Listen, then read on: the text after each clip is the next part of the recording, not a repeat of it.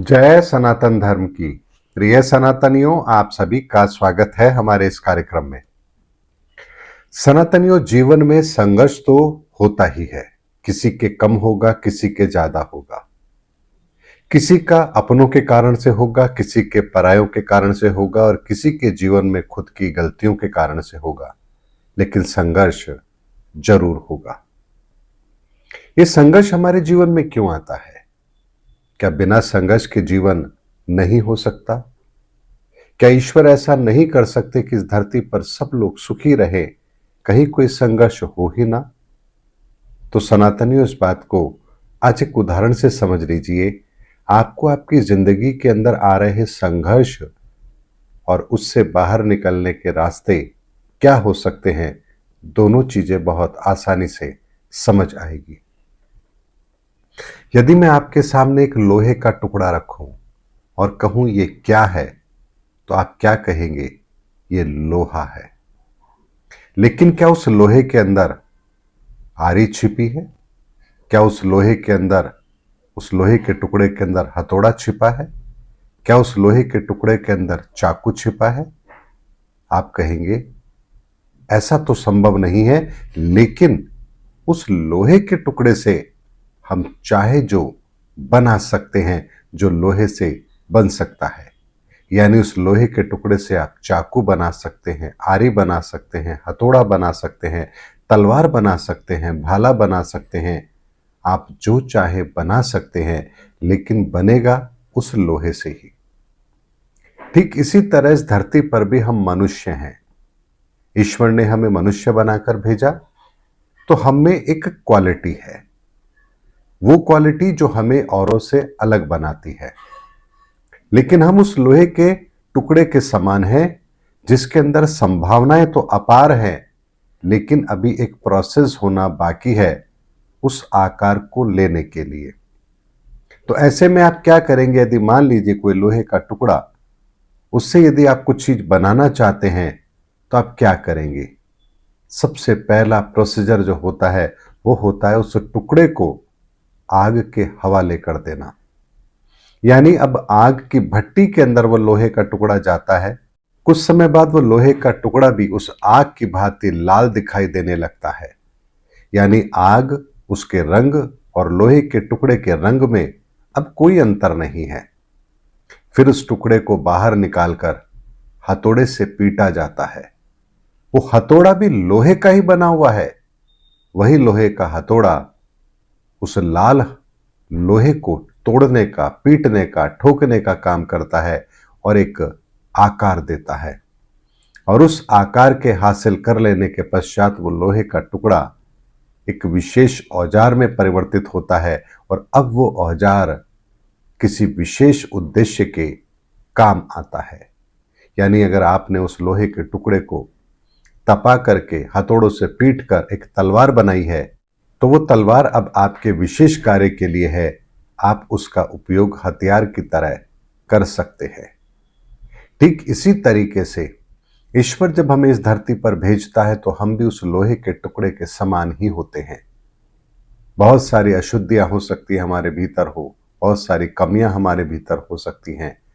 तो ऐसे में ईश्वर सबसे पहले हमारे सामने उन परिस्थितियों को पैदा करते हैं जो उस भट्टी के आग के समान होती है, जो हमें तपाकर लाल करती है। यानी जीवन के अंदर परिस्थितियां ऐसी पैदा होती हैं जो हमारे सामने कुछ विशेष परिस्थितियों को जन्म देती है, जिसमें हमें पीड़ा भी होती है और वो पीड़ा असहनीय भी हो सकती है।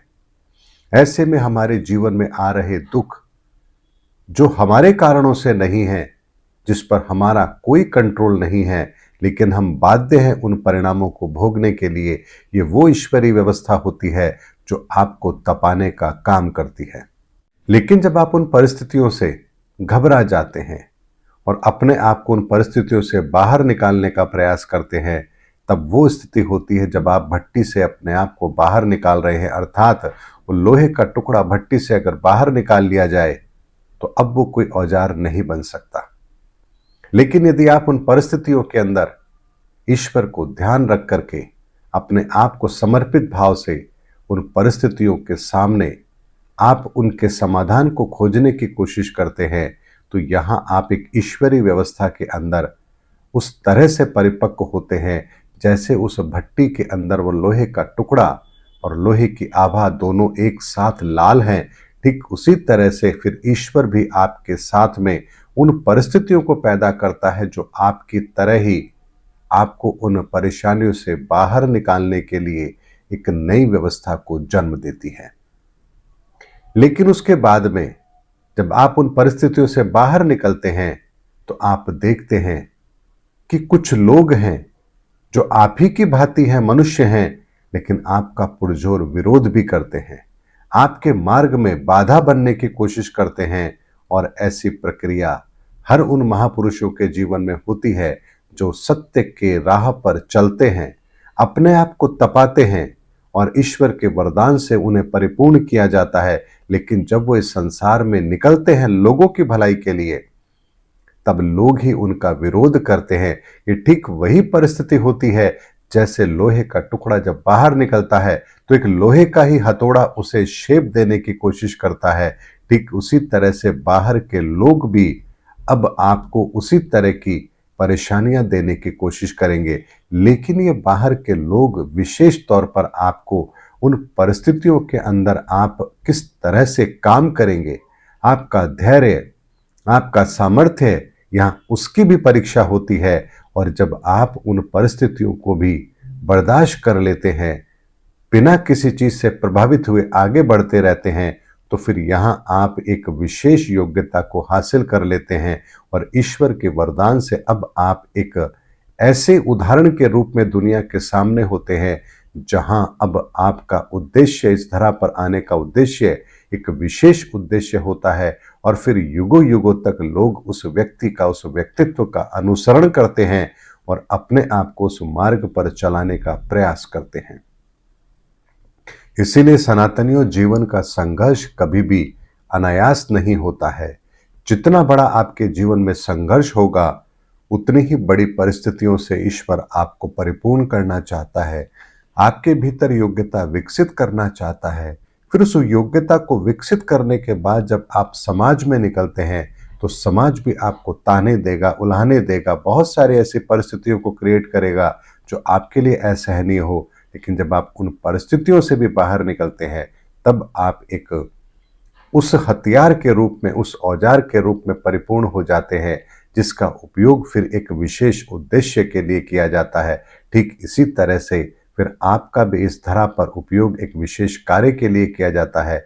जैसे भगवान राम का उपयोग इस प्रकृति ने मर्यादा की स्थापना के लिए किया, भगवान श्री कृष्ण का उपयोग इस प्रकृति ने धर्म की स्थापना के लिए किया, भगवान महावीर का उपयोग निर्वाण प्राप्ति के लिए किया और महात्मा बुद्ध का उपयोग बौद्धत्व प्राप्ति के लिए किया। यानी महापुरुष भगवान जब भी इस धरा पर आए हैं, सबके उद्देश्य अलग रहे हैं और सबने एक विशेष उद्देश्य के लिए ही कार्य किया है। और उनके जीवन के अंदर जो परिस्थिति होती है वो उन्हें उस कार्य को पूर्ण करने के लिए, उनकी क्षमताओं को बढ़ाने के लिए होती हैं। और महापुरुष ठीक उस लोहे के टुकड़े के समान अपने आप को उस अग्नि के प्रति समर्पित कर देते हैं जहां वो अपने आप को तपाकर उस औजार में अपने आप को परिवर्तित कर देते हैं जो आने वाले युगों युगों तक इस समाज के काम आ सके। और इसीलिए सनातनियों, जीवन का संघर्ष सदैव था, है और रहेगा। और महापुरुषों के जीवन में संघर्ष हमेशा इसलिए रहा है क्योंकि इस संसार का नियम ही यही है, बिना संघर्ष के कभी भी कोई चीज प्राप्त हो ही नहीं सकती है। इसीलिए सनातनियों, हम जन्म से तो उस लोहे के टुकड़े के समान ही हैं जिसमें योग्यता तो अपार है लेकिन आकार अभी नहीं दिया गया। इसलिए जो हिम्मत करता है अपने आप को उस आकार में ढालने की, ईश्वर फिर उसके लिए वही व्यवस्था करते हैं जो उसके उस मार्ग में सहायक होती है। और इसीलिए ईश्वर केवल और केवल हमारे हौसलों की परीक्षा लेते हैं कि क्या हम उस कार्य को करने में सक्षम हैं, हमारे इरादे मजबूत हैं, क्या हमारा दृढ़ निश्चय उसके प्रति है। अगर ये तीन चीजें हैं तो फिर ईश्वर हमें वो सारी व्यवस्था करवा के देते हैं जो हमारे लिए आवश्यक है और यही संघर्ष का सनातन सिद्धांत है। इससे कोई भी अछूता नहीं है और ना ही कोई अछूता रह सकता है। उम्मीद करता हूं सनातनियों, आज मैंने संघर्ष के संदर्भ में आपको सनातन का वो रहस्य बताया है, इसको जान लेने के पश्चात जीवन के अंदर आ रही परेशानियों को आप बड़ी ही सहजता से लेंगे और उस परेशानी के पीछे जो ईश्वरीय संदेश आपके लिए छिपा है उसको भी समझेंगे और अपने आप को उस मार्ग में आगे बढ़ाने का प्रयास निरंतर करते रहेंगे। उम्मीद करता हूं सनातनियों, आज का संदेश आपके लिए प्रेरणादायक जरूर रहा होगा। मिलेंगे अगले वीडियो के अंदर, तब तक के लिए आप सभी को जय सनातन धर्म की, जय धर्मयुग की, जय सनातन विश्व।